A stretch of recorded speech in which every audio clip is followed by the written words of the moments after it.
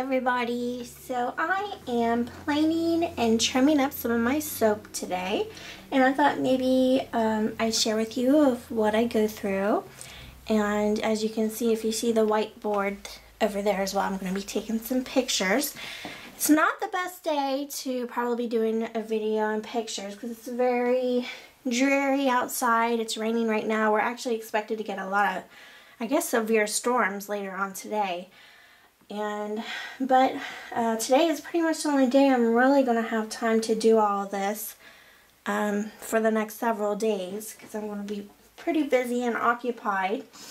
And I do plan on a few of these soaps trying to get them up on the Etsy store in the weekend. I wanted to show you guys this mold, which I've gotten several of them. There's some cute little flowers. I bought this at IKEA for $1. And they have several others. I think there's like kind of like a starfish and hearts. I think there was something else, but I've gotten quite a few of them. This is the first time I've used it. And I used it on the Cherry Bliss soap. I had extra and I was going to put them in here for samples. I have let this sit for several days. And this is the latest one that I was trying to pop out here. And it just is not, it's not working out quite good. Because that's what happens. Because the soap is still too soft under there. And because these molds, they are more of a stiffer mold, I think they will do really well for glycerin soap. But for cold process, I'm going to let it sit another week and try again. For cold process, what cold process does is whenever it don't get air, it stays soft underneath normally. And because this is so, it's flexible, but it's not as flexible as some of your other molds. And it's more of a stiffer mold, so of course it likes to do that because the cold process stays soft under there when it don't get air. But I do think this would be really good for glycerin soap, because glycerin soap gets really hard fast and everything. So I do plan on trying with some glycerin soap because these are really cute, and I think they make really cute embeds and stuff for soap. But just wanted to share with you guys, but I got that at IKEA for $1, and there's several different ones too, but I'm going to wait for a week again, try to get them to harden up more on me, and try with the rest of these, because I really thought that they would make really cute samples. So anyways, that's that. I just thought I would share with you guys those. So this is my soap planer that I bought, and I use this to kind of smooth out my soap at times whenever it needs smooth out if there's some rough patches. And then I do like to go around and give my soap, I'll show you an example how this one has a really sharp edge, a sharp straight edge, and I just go around and lightly take a little bit off and kind of just make it like a beveled edge like that. And that's what I do. And then I determine on each bar. I like my bars to be unique and different. So I do, depending on what I want to do, I do different things. But sometimes I will go and run them across this to plane and smooth them up and make them really smooth. And others I don't. So like this one, it just depends on the way it looks to me, what I want to do with it, and the scent. You know, pretty much just what I think I want the bar to be like. And this one I'm going to leave. It's not a rough texture or anything. It's still smooth, but you can feel, you know, the bumps in it and things. And I like that sometimes, but I also like, you know, the feel of, you know, different soap that's been planed across and has smooth. So I do both. It just depends on the bar. It depends on what I want to do. Totally random, but I, you know, like to do that.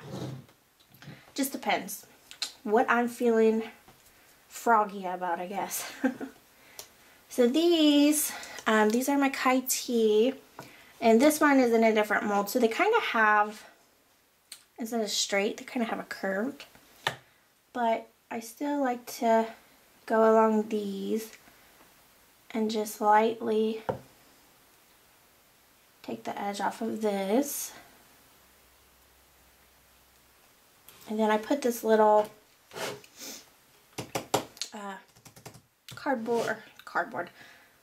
cutting board protector, and then all my soap scrap is there. And then I always save my scraps in just like a plastic bag or Tupperware container. Always save this because you can always do stuff with this. Either if you want to put it in another soap, if you want to rebatch it somehow in a crock pot, and different things. So I always save all my scraps.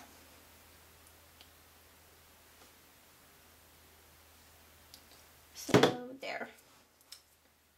And I always let my soap, before doing this, I always let my soap normally sit about, normally a week. Sometimes it's just a few days, but I've found like before I would wait only like 2 days and try to do this, and the soap was firm, but it wasn't firm enough as it is on these. And I have a heavy hand, I guess, and every time I would do this, I would always like take too much off, or it wouldn't be even, or something like that. So I always wait at least a week before doing this on everything.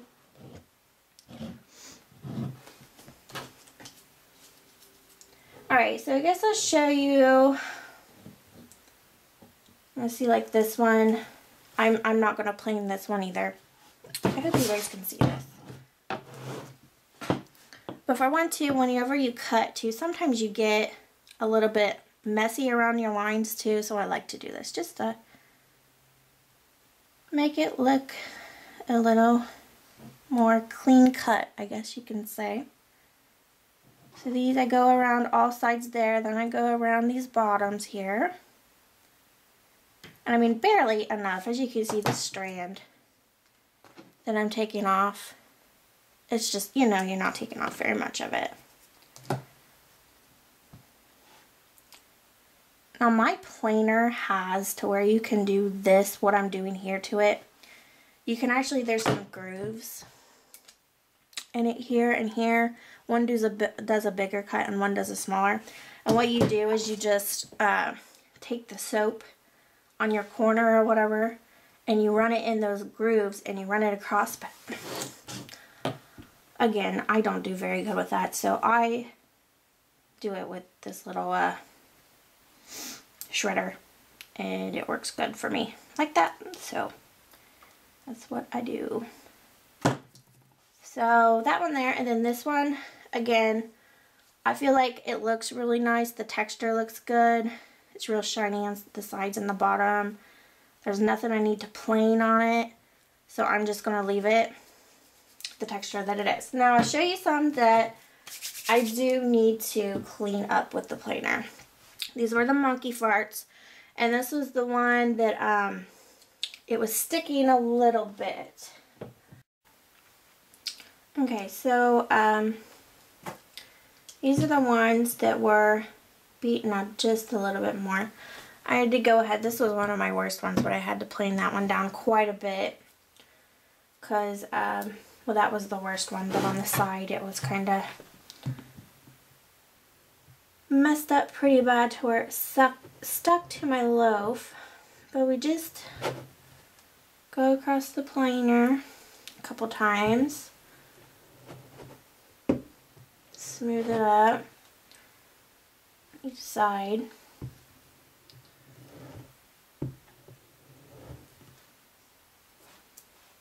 And then on these sides.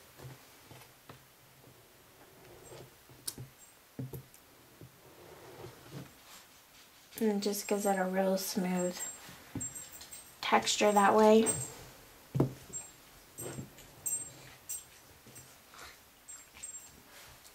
Then just go around all the sides.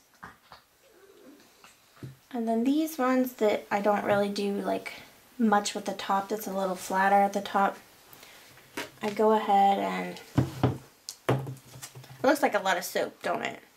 But it's just really thin sheets there. And look how pretty. I mean, those right there, you could could shred those up more and put it in a different soap. Excuse me. But what was I saying? The tops that are more flatter, I do go ahead and just lightly go over the top as well. With more of the ones that are a little more flat like that.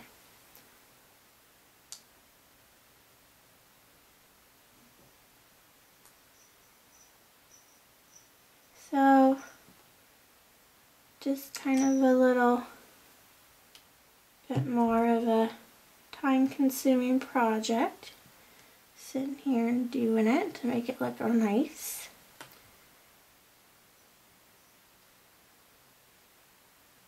Okay. So, kind of get all the glitter and the chunks of soap that fall off. So I don't know if the camera picked that up or not, but it's really, it kind of makes it a little glossy too, is what it does when you do that. And then it just makes it really smooth when you run your finger across. But that's just some of them I do, just like this one. I didn't really need to do it to these, so I didn't, you know, plane the sides or anything. And it just depends. I just kind of play it by soap, just what I want to do with it, what texture I want from it, what I want it to look like. It's just completely random pretty much. So okay guys, so I just was wanting to show you the process of what I do. I'm going to continue doing this to the rest of my soap, getting it all ready to ship and for pictures, so that this is one less thing that I have to do later. So as you can see, it's just a little bit time consuming.